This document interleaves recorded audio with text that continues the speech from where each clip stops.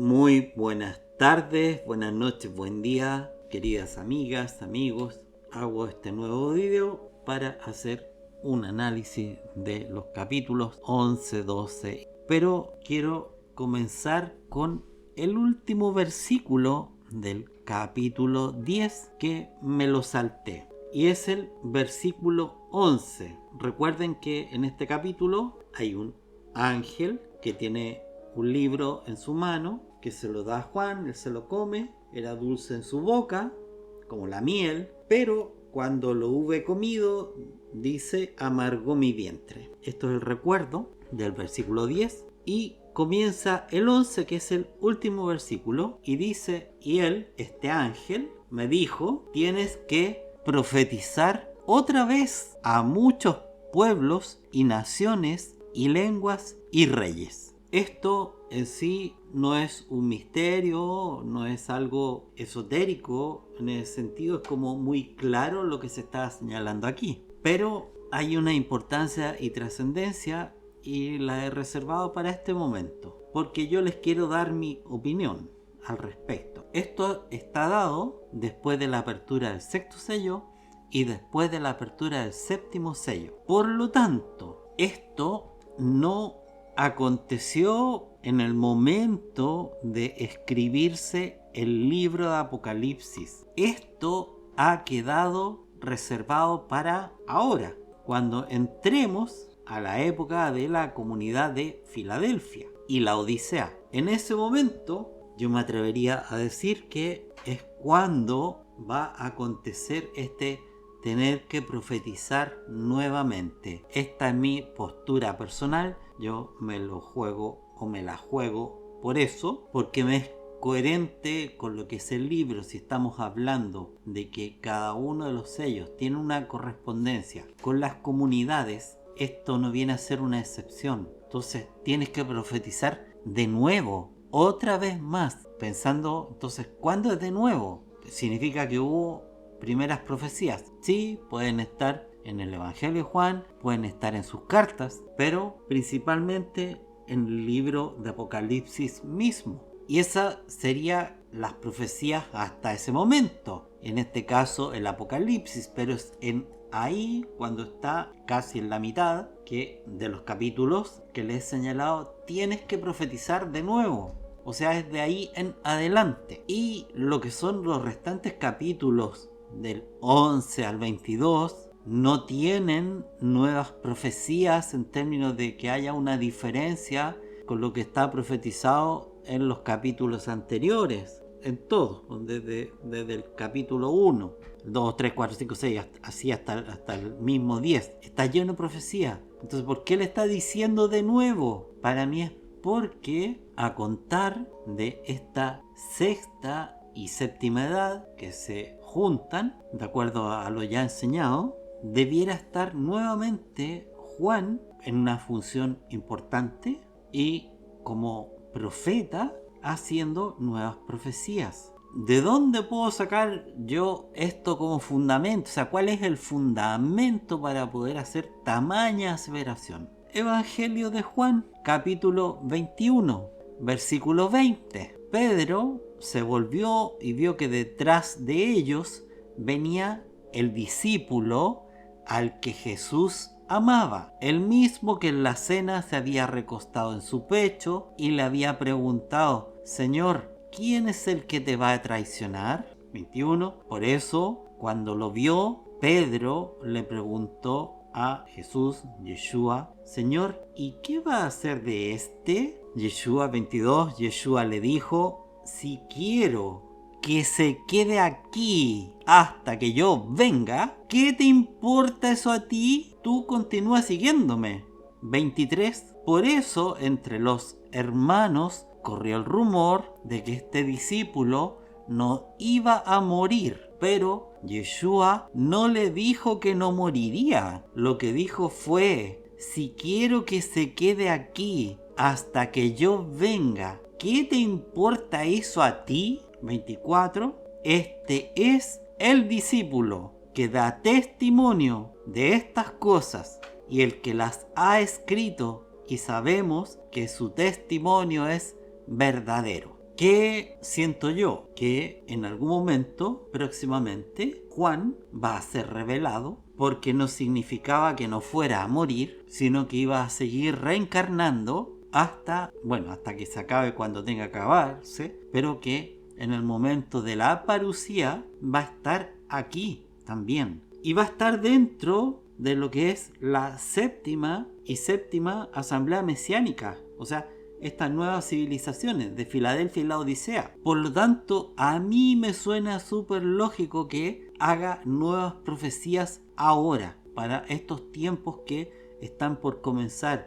Y eso para mí sí le da coherencia a lo que está señalado en el versículo 11 del capítulo 10, donde dice: tienes que profetizar otra vez a muchos pueblos y naciones y lenguas y reyes. Al día de hoy está lleno de naciones, por lo tanto me es coherente con eso. Y ahora vamos con el capítulo 11. Aquí dice que le fue dada una caña semejante a una vara de medir y se le dijo: levántate y mide el templo de Dios y el altar de los que adoran en él. Aquí se usa la palabra griega neos, que significa el santuario de Dios. Después, en el versículo siguiente, dice: y deja aparte el patio que está fuera del templo y no lo midas, porque ha sido entregado a los gentiles y ellos hollarán la ciudad santa 42 meses. Aquí se está refiriendo al anticristo y la abominación desoladora, que es lo mismo que ha sido señalado previamente por Daniel.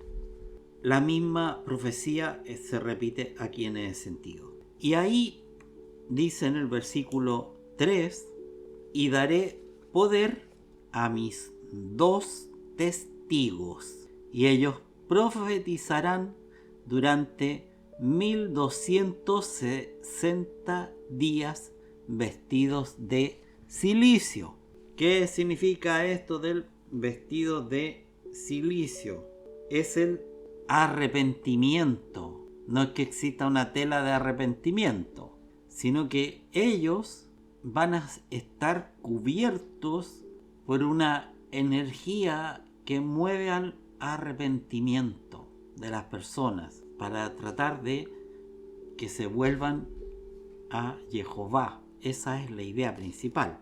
Y dice que estos son los 2 olivos y los 2 candeleros que están delante del Dios de la tierra. Importante. También esto está en Zacarías 4, esta parte. Y encontramos algo similar. Aquí podemos darnos cuenta que al iniciado, pensemos que dice en el versículo 1 del capítulo 11: me fue dada una caña semejante a una vara de medir. O sea, ya cumplió una etapa, cumplió una meta. Entonces el iniciado alcanza un punto y a partir de ahí comienza algo nuevo. Eso es lo que está señalando. ¿Qué pues debe aparecer cuando la tierra haya alcanzado su meta? Un templo del alma armoniosa en todas sus medidas.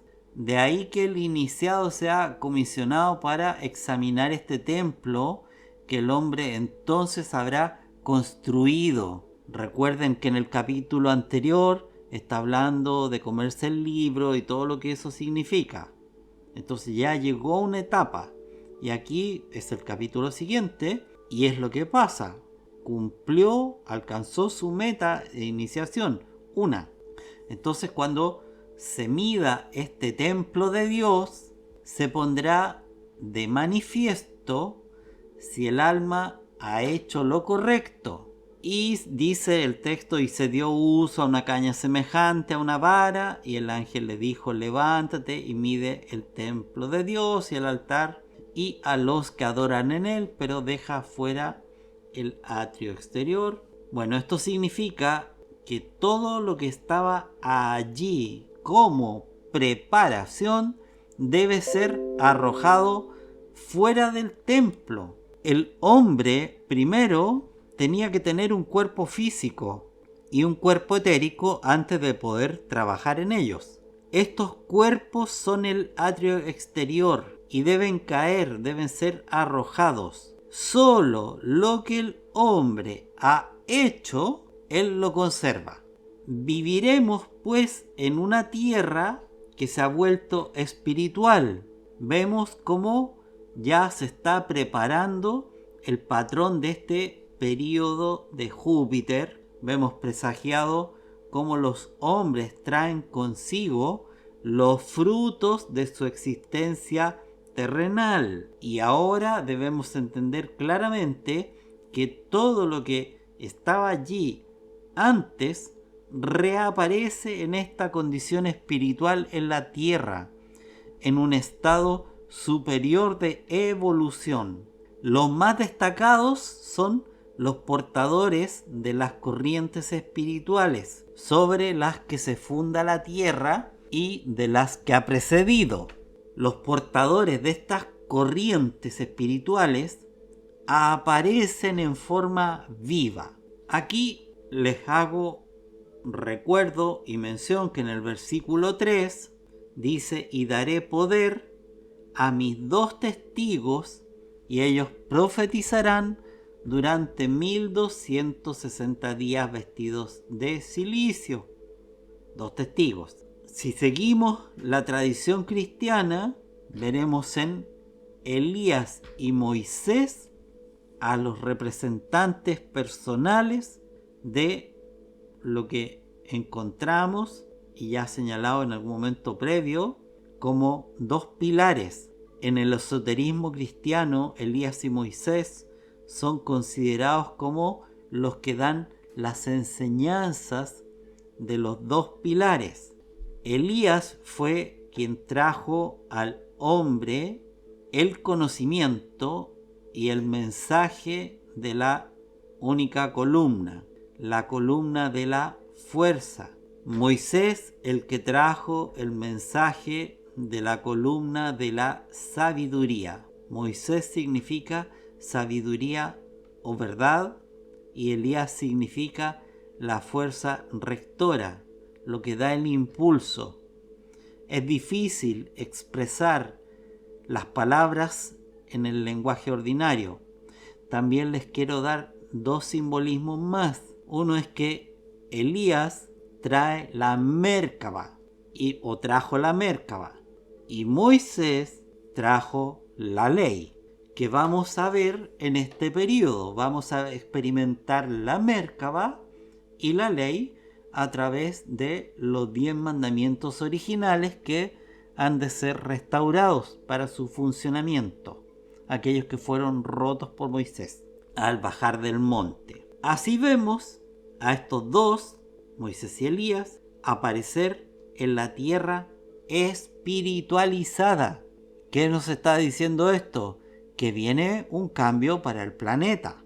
Y de hecho, en la etapa de evolución que entonces habrán alcanzado, en la transfiguración de la tradición cristiana, Cristo, el Mesías, se apareció entre Moisés y Elías. Y todo este procedimiento, que eso fue para la transfiguración, ¿no? Como dije, todo esto vuelve a aparecer al final de la evolución de la Tierra, de tal manera que el sol espiritual del amor, la manifestación de la misión terrestre del amor, aparece sustentada por Sol Marte y Luna Mercurio, por Elías y Moisés. Si ahora desviamos nuestra atención de la Tierra misma y lo que hay sobre ella y la consideramos en relación con todo el espacio del cielo, encontraremos que hemos llegado a un asunto muy importante en el momento del que ahora estamos hablando. La Tierra y el Sol formaban un solo cuerpo. La Tierra se ha desarrollado a partir del Sol y la Luna se ha separado. He dicho que que esto tenía que ocurrir para obtener la velocidad adecuada de evolución, porque el Sol acelera y la Luna retrasa. Pero ahora, cuando el hombre ha pasado por estas etapas de desarrollo, después de haberse espiritualizado, está listo para unirse de nuevo con las fuerzas del Sol. Puede proceder al mismo tiempo que el Sol. Ahora tiene lugar un importante evento cósmico. La Tierra se reencuentra con el Sol. Mientras sucede aquello de lo que hemos hablado, la Tierra se une con el Sol. Dijimos que los espíritus del Sol descendieron a la Tierra en el evento del Gólgota. Eso en algunos de los videos pasados. Que este principio de Cristo será el medio para llevar la evolución hasta el punto que he descrito. La Tierra entonces estará lista para unirse con el Sol, y lo que era necesario para que la evolución no fuera demasiado rápida, a saber la Luna, será vencido porque el hombre ya no lo necesitará. Las fuerzas de la Luna serán vencidas. En esta etapa el hombre puede unirse con el Sol, vivirá en la Tierra espiritualizada y a su vez se unirá a la fuerza del Sol y será el conquistador de la Luna. Al examinarlo se verá que esto está representado por las figuras simbólicas del quinto sello, y lo que aparece en el capítulo siguiente, capítulo 12, versículo 1, la mujer que lleva el sol dentro de sí y tiene la luna bajo sus pies. Ese será el medio de llevar la evolución al punto que ha sido descrito. Bueno, volviendo al capítulo 11, versículo 8, porque en los anteriores versículos habla de los dos testigos. Dice en el 4 específicamente, dice que estos son los dos olivos y los dos candeleros que están delante del Dios de la tierra. 5, y si alguno quiere dañarlos, sale fuego de la boca de ellos y devora a sus enemigos, y si alguno quiere hacerles daño, debe morir de la misma manera. 6, estos tienen poder para cerrar el cielo a fin de que no llueva en los días de su profecía, que es algo que hizo Elías, y tienen poder sobre las aguas para convertirlas en sangre y para herir la tierra con toda plaga cuantas veces quieran, que es lo que hizo Moisés. Y cuando ellos hayan acabado su testimonio, la bestia que sube del abismo hará guerra contra ellos, los vencerá y los matará. 8, y sus cadáveres yacerán en la plaza de la gran ciudad, que en sentido espiritual se llama Sodoma y Egipto, donde también nuestro Señor fue crucificado. 9, y gente de todo pueblo y tribu y lengua y nación verá los cadáveres de ellos durante 3 días y medio y no permitirán que sean sepultados. 10, y los moradores de la tierra se regocijarán acerca de ellos y se alegrarán y se enviarán regalos los unos a los otros, porque estos dos profetas habían atormentado a los que moraban sobre la tierra. 11, pero después de 3 días y medio, el espíritu de vida enviado por Dios entró en ellos y se levantaron sobre sus pies, y cayó gran temor sobre los que les vieron. ¿Qué voy a decir yo al respecto más? Fundicemos un poquito. Bueno, aquí estamos viendo una gran iniciación. Solo a través de esta iniciación el cristianismo podrá hacerse actual en la tierra. Mata a todo lo que pertenece a la naturaleza inferior. Por eso dice, y sus cadáveres yacerán en la plaza de la gran ciudad, que en sentido espiritual se llama Sodoma y Egipto, donde también su Cristo, su Mesías, fue crucificado. Esto se refiere en concreto, a los creyentes en Cristo, en el Mesías. que serán maltratados por los poderes del mundo transitorio, pero solo serán maltratados los miembros transitorios de la naturaleza humana, porque entonces la verdadera esencia se habrá conquistado. Por lo tanto, su destino es una copia del destino ejemplar de Yeshua HaMashiach. Espiritualmente, Sodoma y Egipto es el símbolo de una vida que se aferra a lo externo y no se cambia a sí misma por el impulso del Mesías. Cristo, el Mesías, está en todas partes crucificado en la naturaleza inferior. Donde está esta naturaleza inferior, vence. Todo permanece muerto. Cadáveres humanos cubren las plazas de las ciudades. A aquellos que vencen la naturaleza inferior y provocan el despertar del Mesías crucificado, esos escuchan la trompeta del séptimo ángel. Recuerden que ahí viene la resurrección. Y dice, los reinos del mundo han llegado a ser el reino de nuestro Señor y de su Mesías. Y Él reinará de edad cósmica en edad cósmica. Eso está en el capítulo 11, versículo 15.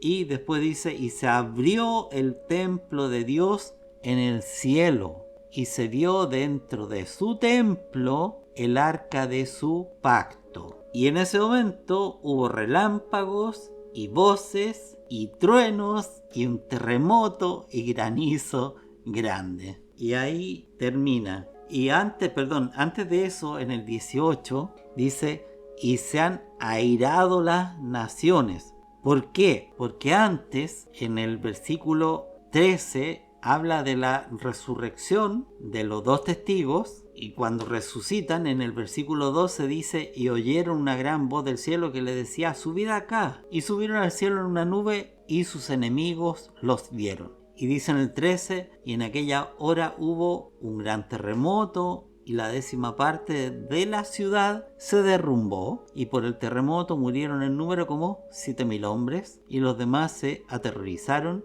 y dieron gloria al Dios del cielo. El segundo ay ha pasado, he aquí el tercer ay viene pronto. Y en el 15, este fue el que les había dicho en el video anterior, y el séptimo ángel tocó la trompeta, y hubo grandes voces en el cielo que decían, los reinos del mundo han venido a ser reinos de nuestro Señor y de su Cristo, y Él reinará para siempre jamás. Aquí es cuando viene la resurrección. Entonces aquí están los tiempos, están, no voy a decir desfasados, sino que hay que entender que aunque esto está en el capítulo 11, está hablando de lo mismo que habla en el capítulo 20 de la resurrección.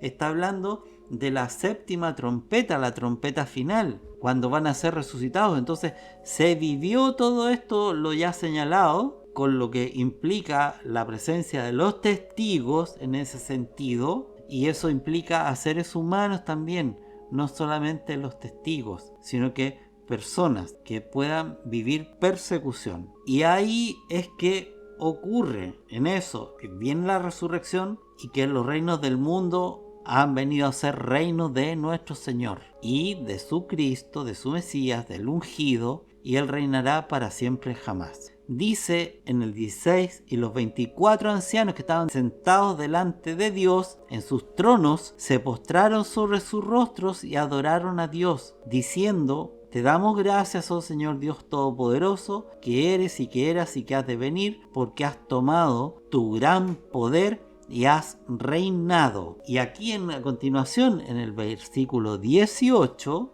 dice, y se han airado las naciones, y tu ira ha venido, y también el tiempo de juzgar a los muertos, y dar el galardón a tus siervos los profetas, y a los santos, y a los que temen tu nombre, a los pequeños y a los grandes, y de destruir a los que destruyen la tierra. Y aquí es donde viene el 19, que dice que el templo de Dios fue abierto en el cielo, y el arca de su pacto fue vista en su templo, y hubo relámpagos y voces, truenos y un terremoto, y granizo grande. Bueno, el 18, donde dice que se han airado las naciones y tu ira ha venido, eso lo encontramos en el capítulo 6 para la apertura del sexto sello. Esto es como la expresión precisa de lo que aparece señalado ahí en el capítulo 6 de lo que va a acontecer. Entonces, y aquí viene juicio, como dice, juzgar a los muertos y dar el galardón a los siervos, los profetas y a los santos, y a los que temen tu nombre, y a los pequeños y a los grandes, y destruir a los que destruyen la tierra. Tiempo de justicia. Eso está en el versículo 18. Y ahora llegamos al capítulo 12. Esto yo ya hice un análisis, digo uno porque habrían algunas cosas, pequeñas cosas que cambiar en términos de ampliar concepto, ¿ya? De ver otro aspecto, no de que el otro esté mal o no de como de rectificación, sino que completar cosas que no dije en ese video porque no había hecho este análisis completo del libro. Y ahora sí voy a hacer un análisis, voy a tratar de hacerlo lo más rápido posible porque este capítulo es uno de los más importantes para mí, por todo lo que dice, por todo lo que significa. Este capítulo perfectamente podría estar en el capítulo 7, puesto ahí. ¿Por qué está en el 12? ¿Por qué? Porque esto vendría como al momento de la apertura del sexto sello. Pinta súper bien. Además es el doble de 6. Porque eso está en el capítulo 6, la apertura del sexto sello. Y esto está en el 12. ¿Pero por qué está aquí? Porque está hablando del verdadero pueblo de Israel. Las 12 tribus del pueblo de Israel es lo que significa. Y apareció una gran señal en el cielo, una mujer vestida del sol. Y esto es lo que estábamos hablando, lo que les estaba hablando antes, los capítulos anteriores, en especial el 11, del sol, de la importancia del sol. Olvídense literalmente de algunas versiones, explicaciones, interpretaciones que puedan encontrar en YouTube o en donde quieran, porque esto no tiene nada que ver con la Virgen, con Betula, y que está astronómicamente en un lugar y que van a haber 12 estrellas, que va a estar Hamelech, el rey, y que justo en ese momento va a estar la luna a los pies de Virgo, que es Betula en ese sentido. No tiene nada que ver con eso. Aquí estamos hablando de quién es una mujer, no dice que es una virgen, primero. Una mujer. ¿Pero qué es esa mujer? Bueno, de acuerdo a Steiner es el alma humana. Y esa alma humana para mí está reflejada en lo que viene a ser la verdadera iglesia, el verdadero cristianismo, que va a pasar ahora. Los que pasan a la sexta edad son estos. Esa mujer vestida del sol, vestida, ha incorporado esa espiritualidad del sol hasta los pies, completa. Porque dice que la mujer vestida del sol y con la luna debajo de sus pies. Por lo tanto, todo lo más inferior es porque la luna retarda el proceso evolutivo, lo hace más lento, retrasa, y el sol acelera. Pero aquí ya la mujer está completamente vestida del sol. O sea, su espiritualización es evidente. Hay una transformación. Y lo malo, lo negativo, está debajo de los pies, que es expulsado, que son los que se quedan abajo, los más materialistas. Ya, los pies representan el reino. Véanlo desde el punto de vista cabalístico si quieren. Eso es el reino, Malkut. Todo lo que tiene que ver con la materia. Y por eso está la luna debajo de los pies. Y sobre su cabeza una corona de 12 estrellas. Aquí estando dice en el versículo 2, y estando encinta, clamaba con dolores de parto y sufría por dar a luz. Esto ha sido, yo les diría, estos últimos años, en concreto, desde hace como más o menos 5 años atrás aproximadamente, 6 años tal vez, donde ya comenzó todo este proceso tendiente a generar el nacimiento, que es el cambio, es el nacimiento de esta nueva alma, en algún sentido, renovada. Lo estoy tratando de explicar de una forma simple, para que no se enreden. Esa es una señal. Hay otra señal. Esta es una señal que le apareció la primera con la mujer en el cielo.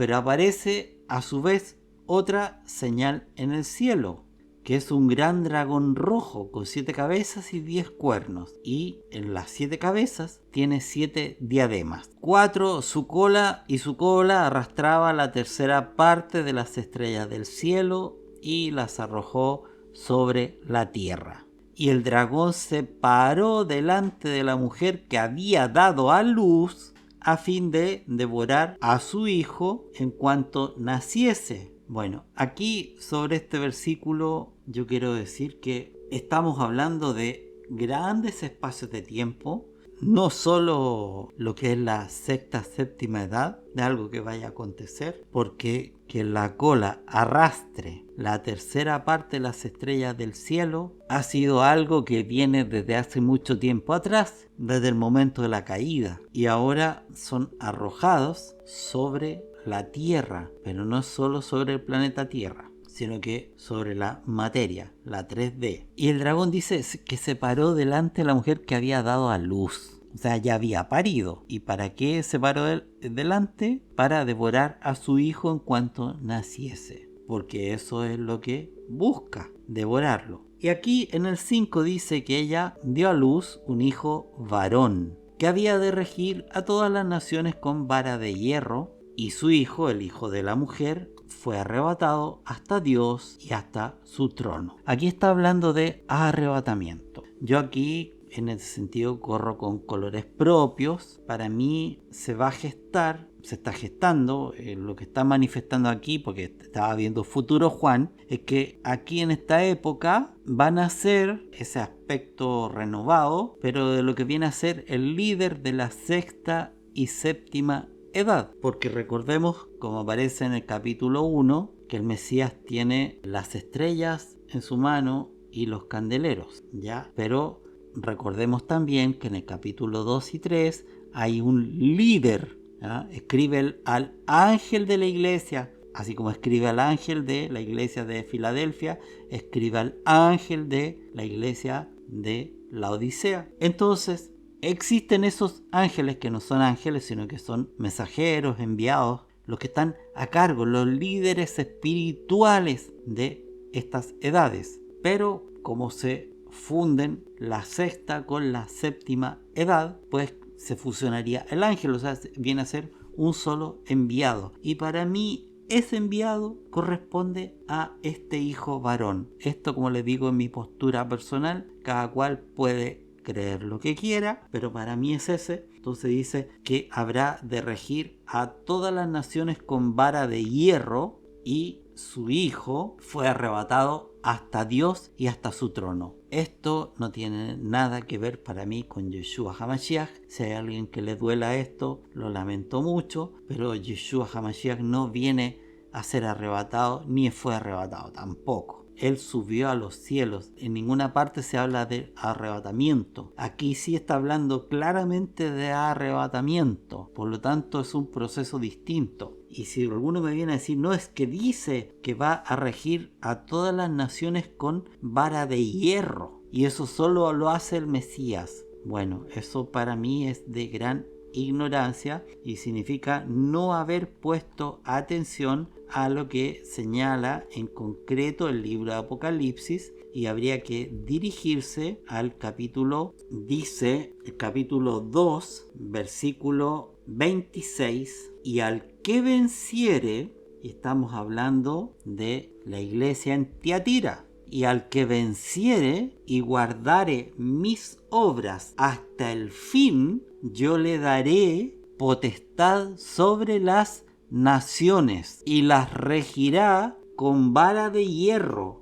y serán quebradas como vaso de alfarero, como también yo la he recibido de mi Padre. Y le daré la estrella de la mañana. El que tiene oído, oiga lo que el Espíritu dice a las iglesias. Esto es lo que anunció Yeshua, capítulo 2, a la iglesia de Tiatira, la cuarta subedad, al que venciera en ese momento. Al que venciere y guardare mis obras hasta el fin, yo le daré potestad sobre las naciones. Eso es lo que dijo, con todas sus letras. Por lo tanto, el que está señalado en el capítulo 12, versículo cuarto es ese, bueno, para mí, como les digo, viene a ser el que va a ser el líder que venció, pasó bien en lo que es la cuarta edad, se asoma en la quinta y llega candidateado para la sexta y la séptima. Y ese va a regir a todas las naciones.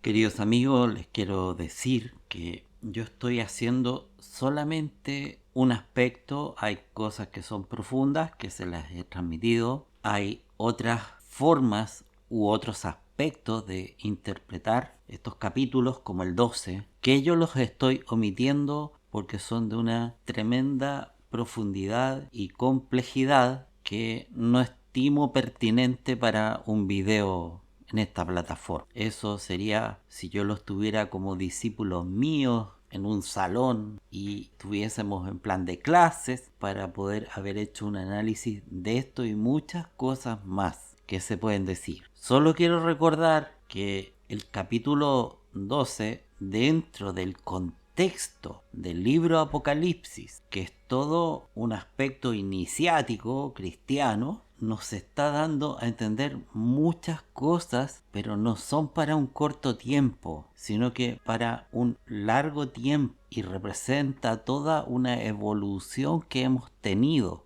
Aquí está representando miles de años en este libro, evolutivos. Hay edades de evolución en la Tierra, y la mujer vestida de sol es este grupo de almas que ya están preparados para vestirse del sol, que alejan lo que era la luna, que retrasa, la superan, pero esa luna cumple un rol. Y hay todos aquellos que no son la mujer, todos aquellos que se quedan abajo en algún sentido, están vinculados con esa luna, un aspecto más materialista, porque la luna, como dije, retrasa la evolución. Entonces, todos aquellos que no se sumaron, que no agarraron, no acogieron el principio Cristo, el yo soy, que nos llegó en la cuarta subedad, para pasar ya con eso integrado a la quinta edad. Entonces debemos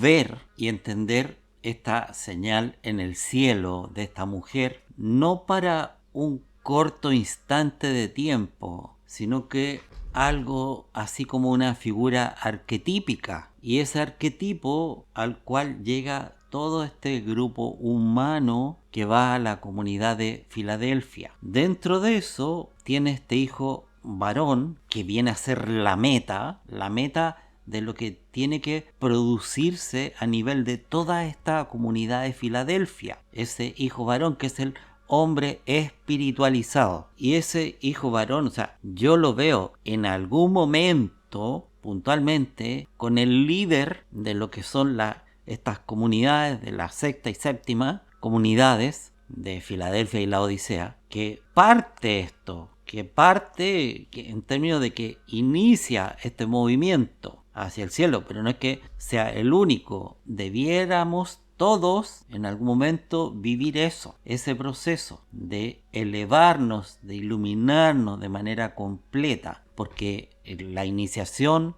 es continua. Seguimos ese proceso de irnos iniciando e ir evolucionando. Y ahora sí, sigamos con el texto. Como les digo, yo solamente estoy recogiendo algunos aspectos de esto, que es como lo más simple, pero que sí es importante. Entonces, entre que se produce ese arrebatamiento, que para mí es el inicio y que implica a un grupo de personas que van a ser arrebatadas aquí en la tierra, conforme a lo explicado claramente en la primera carta a Tesalonicenses de Pablo, en especial en el capítulo 4, y aquí en el versículo 6 del 12, capítulo 12 Apocalipsis, dice que la mujer huyó al desierto. Bueno, en este contexto, al producirse el arrebatamiento, en concreto, significa que el grupo que va a ser arrebatado, los millones que sean, yo lo estimo en más de 200 millones, van a ir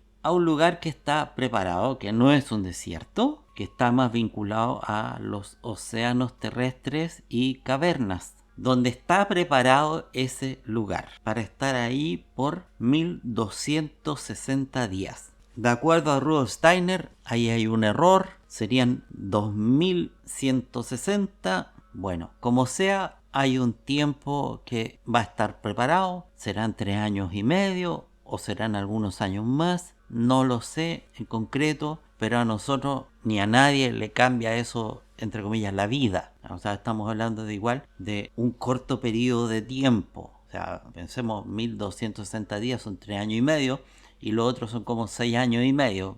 No, no tiene mayor importancia. Para mí. A lo mejor para algún otro sí, para mí no la tiene. Y eso sí, y este lugar que está preparado no se trata solamente de un lugar donde hay que estar mirando el techo, por así decirlo. No, es un lugar tremendo de preparación, de reprogramación, en algún sentido reestructuración, de cambio, de enseñanza, de aprendizaje, en múltiples aspectos. Hay que aprender muchísimo ahí. Y ahí se van a experimentar muchísimas cosas y en comunicación con seres celestiales divinos. Todo eso se va a vivir ahí, en ese tiempo. Después, en el 7, habla de que hubo. No dice que después de eso vino la gran batalla. Dice que y hubo una gran batalla en el cielo. Miguel y sus ángeles luchaban contra el dragón y luchaban el dragón y sus ángeles. Aquí hay una pelea en los cielos. No solamente en el cielo o en el cielo local, sino que más para arriba también. Esta batalla, esta lucha, no comienza ahora, ni va a comenzar ahora, ni va a comenzar en el momento del parto. Antes hemos vivido durante todo el tiempo pasado los dolores de parto, que es lo mal que lo estamos pasando incluso al día de hoy. Todo esto es parte de los dolores de parto, pero cuando nace el varón, eso que dio a luz el hijo varón, estamos hablando del parto propiamente tal, se acaba el parto. Importante en ese sentido es la conexión con este versículo 7, que está esta gran batalla en el cielo. Pero como les digo, esto viene desde hace bastante tiempo atrás. Recordemos que esto del Apocalipsis habla de un largo tiempo, muchas edades o subedades, no una sola. Entonces, por lo que sé, ya hace como un siglo y medio, de acuerdo a Steiner, por el 1800 y algo, siglo XIX, ya habría comenzado esta lucha entre Micael y el diablo. ¿Quién engaña a todo el mundo?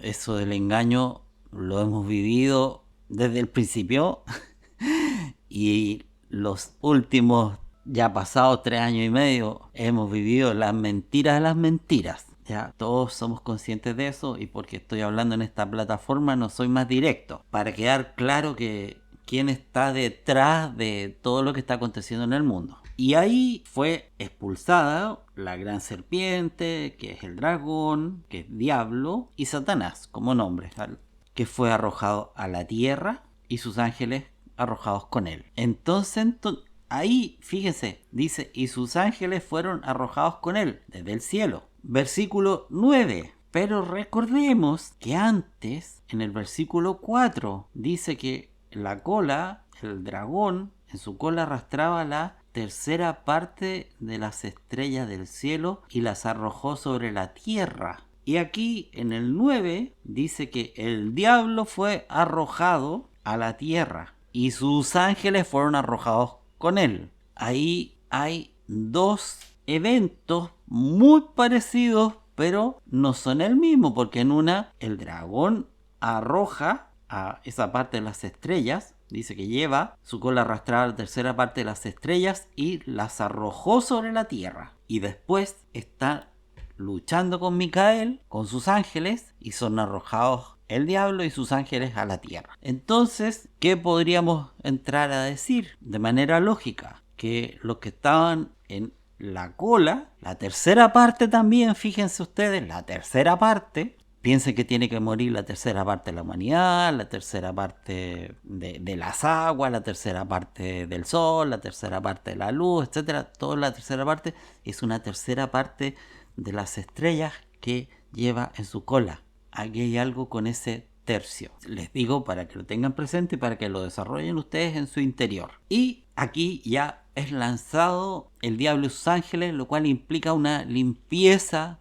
total de los cielos medios, cielos superiores. Y eso todavía puede que tarde un poco de tiempo más, porque como les digo, esto no es automático inmediato, pero significa que están siendo arrojados y han sido arrojados y siguen llegando y seguirán llegando probablemente por algún tiempo más estos seres caídos a estos planos terrestres en este y otros planetas. Pero ahí en el 10 algo súper importante que oyó una gran voz en el cielo que decía: ahora han venido la salvación y el poder y el reino de nuestro Dios y la autoridad de su Cristo, su Mesías, porque el acusador de nuestros hermanos ha sido arrojado, el que los acusaba delante de nuestro Dios día y noche. Entonces aquí hallamos una diferencia importante en relación al resto del libro. Aquí está señalando un evento, o más de uno en realidad, porque si ustedes se fijan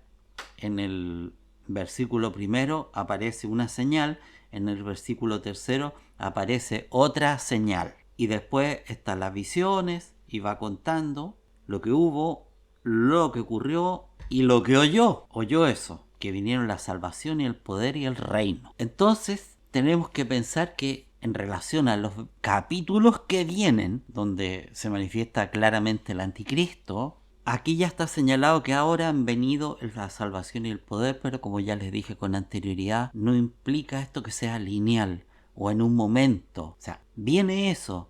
¿Qué podemos decir? Como que en grandes etapas, en largas etapas de tiempo, a eso me refiero con grandes etapas, no de un día, sino que de X años. Se va a producir este arrebatamiento, va a haber una preparación enorme sobre los seres arrebatados, grandes experiencias celestiales que van a vivir, mientras otro grupo, y eso viene a continuación, donde habla de los que se van a quedar acá, que siguen en la pelea en contra del diablo. Pero todo esto implica tiempos, no es automático. Entonces, ¿viene la salvación y el poder? Sí, pero no ahí. Para más adelante, tal vez ahí a contar de un momento podamos vivir ese reino milenial, pero a contar de un momento, pero no de ese instante preciso, y a eso voy, sino que cuando se dé, ahora han venido, después de que ocurra todo eso, o sea, después de que venga el parto, después de que la mujer sea llena de luz, después de que lo que representa al alma humana, esta iglesia cristiana verdadera,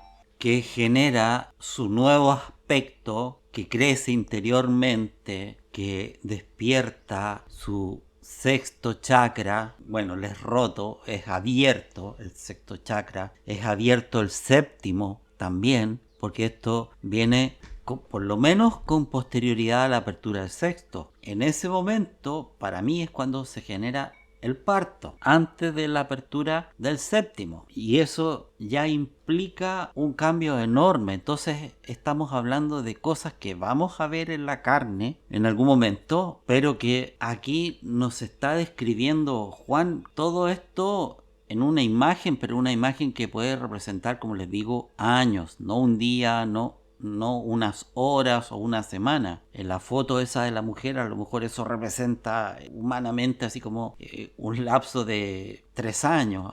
¿Me entienden la idea? Entonces, para seguir, después de todo esto es que vemos que ocurre esta salvación. Y ahí dice que señala quienes vencieron. Y los que vencieron lo hicieron por medio de la sangre del Cordero y de la palabra de su testimonio, y no amaron sus vidas ni aún hasta sufrir la muerte. Por lo cual, dice en el versículo 12, alegraos cielos y los que moráis en ellos. Entonces está hablando aquí Juan, en ese sentido, está dirigiéndose no solo a los que están aquí abajo, o a los que estamos aquí abajo en la tierra, sino que a los moradores de los cielos, que se alegren. Pero hay de los moradores de la tierra y del mar. Y aquí nuevamente volvemos al mar, y yo, después del sueño que tuve ayer, no de cuando vaya a publicar este video, sino que ahora que estoy haciendo este audio, ya mi concepto de mar se me hizo más claro, para entender que puede haber un mar de aire, un mar humano, además del mar que se encuentra en los océanos, esos mares que están llenos de peces y criaturas marinas, pero ya no es solamente eso. Yo aquí entiendo mejor cuando dice de los moradores de la tierra y del mar, yo creo que más al mar de aire en términos atmosféricos y de los seres que pudieran estar, por ejemplo, en una quinta dimensión, ¿ok? Porque están ahí. Bueno, ¿por qué hay que preocuparse? ¿Por qué dice hay? Porque el diablo ha descendido a vosotros. Por lo tanto, tiene poder sobre los que están en la tierra, o sea, como en la 3D y un poquito más allá de la 3D también. Para mí eso incluye ese mar, con gran ira. ¿Por qué? Porque tiene poco tiempo, pero ese poco tiempo, si ustedes ven, después de 1000 años lo sueltan y vuelve a estar por poco tiempo. O sea, poco tiempo es relativo. Solo les quiero decir eso, bastante relatividad en el poco tiempo. Y cuando el dragón vio que había sido arrojado a la tierra, persiguió a la mujer que había dado a luz al hijo varón. Eso significa que va a haber toda una persecución, pero esa ha acontecido. Y esto no comienza o no comenzó desde el momento del parto. Esto empezó antes. Si ustedes se fijan, en el versículo 4 dice que el dragón se paró delante de la mujer que había dado a luz a fin de devorar a su hijo en cuanto naciese. O sea, antes de que pariera la mujer, estaba esperando. Por lo tanto, cuando de ahí pasa del versículo 4 al 13, dice que persiguió a la mujer que había dado a luz al hijo varón, la persecución viene de atrás. Y a eso voy. Es una persecución larga en el tiempo que ha estado pendiente de todo el proceso, tratando de evitar que nosotros llegásemos a este momento donde estamos a punto de cambiar. Gracias a Yahvé. Entonces, cuando ocurra esto, y en realidad antes de que ocurra, porque le fueron dadas a la mujer las 2 alas de la gran águila, para que volase de la presencia de la serpiente al desierto. Nuevamente, volvemos al desierto de nuevo. En el 6 dice que la mujer huyó al desierto. Aquí pasa el 14, donde dice que a la mujer le fueron dadas 2 alas de la gran águila. Bueno, para mí eso es una forma de representar lo que viene a ser el arrebatamiento, el ser tomados, ser levantados, para ir a este, entre comillas, desierto, que como les digo, es más agua y cavernas que, que un desierto propiamente tal, a su lugar, donde es sustentada por un tiempo y tiempos y la mitad de un tiempo. Así es que sabemos que va a haber el rescate, va a haber un tiempo de preparación, de cambio, absoluto cambio, preparación. Y después en el 15 dice que la serpiente, que es lo mismo que el dragón, o sea, el dragón es como el aspecto masculino, la serpiente es el aspecto femenino. La serpiente arrojó de su boca tras la mujer agua como un río, ya, agua como un río. Pensemos que van a ser contaminadas cierta cantidad de agua, las fuentes, los ríos, y aquí ya hay un río que emana de la boca de la serpiente. Y esto para que se vaya abriendo nuestra mente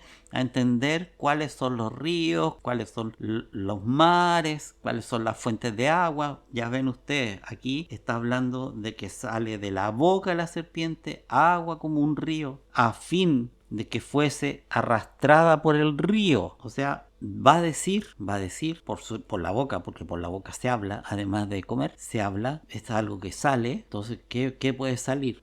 Algo así como un vómito ya de agua, pero yo creo que viene a ser un río de energía, un agua contaminada que sale, un río contaminado, energía contaminada que va hacia estas almas que van a estar aún aquí en el planeta. Y en el 16 dice que la tierra ayudó a la mujer y la tierra abrió su boca y tragó el río que el dragón había arrojado de su boca. Aquí le fue frustrada esta mala intención a la serpiente, y en el 17 dice que el dragón se enfureció contra la mujer, pero como no puede hacer nada porque está protegida y sustentada en un lugar seguro, en un refugio, entonces se fue a hacer la guerra contra el resto de la descendencia de ella. Son los que no van a ser arrebatados, que son parte de, pero que no van a ser arrebatados. Son aquellos que se quedan, que no estarían, desde mi punto de vista, para la primera resurrección, sino que irían a una segunda resurrección, probablemente, tal vez participen de la primera, así hay una posibilidad, creo que hay una posibilidad grande, pero es contra ellos, contra quien se va a dirigir el dragón, aquellos que van a permanecer aquí en la tierra. Y aquí voy a dejar, por lo largo y extenso de este análisis, voy a dejar este video para comenzar pronto con el capítulo 13. Bendiciones en el nombre de mi Señor Yeshua, y en el nombre del Padre Yahvé Jehová. Amén, amén, amén y amén.